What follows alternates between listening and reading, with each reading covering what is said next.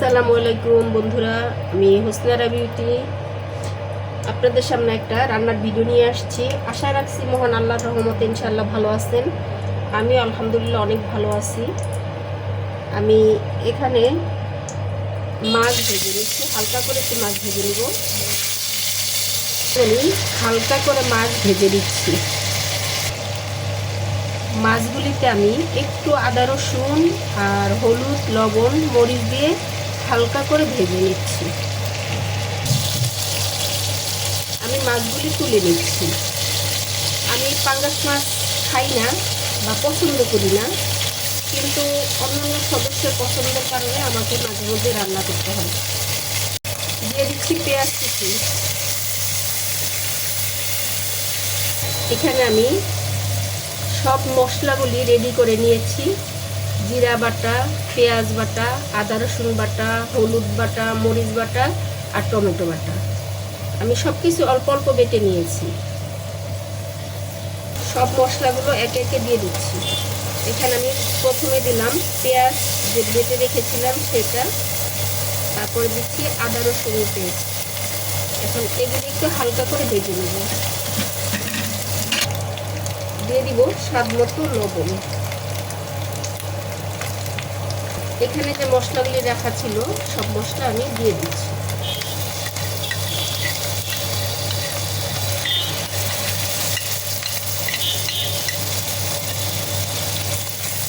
মশলাগুলি একটু হালকা ভেজে পরে সামান্য একটু পানি দিয়ে কষিয়ে নেব। মশলা কষানোর জন্য দিয়ে দিচ্ছি একটু পানি।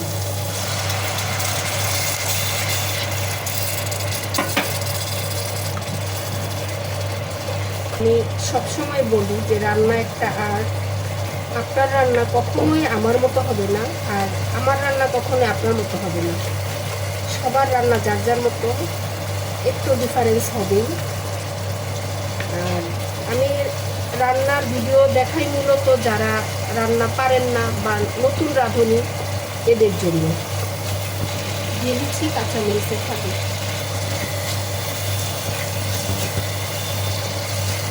দিয়ে দিচ্ছি মাছ।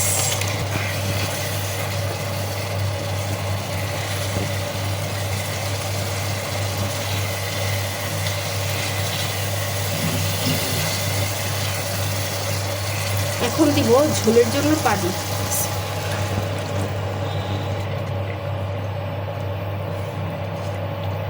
ধনিয়া পাতা দিয়ে ঢেকে দিব।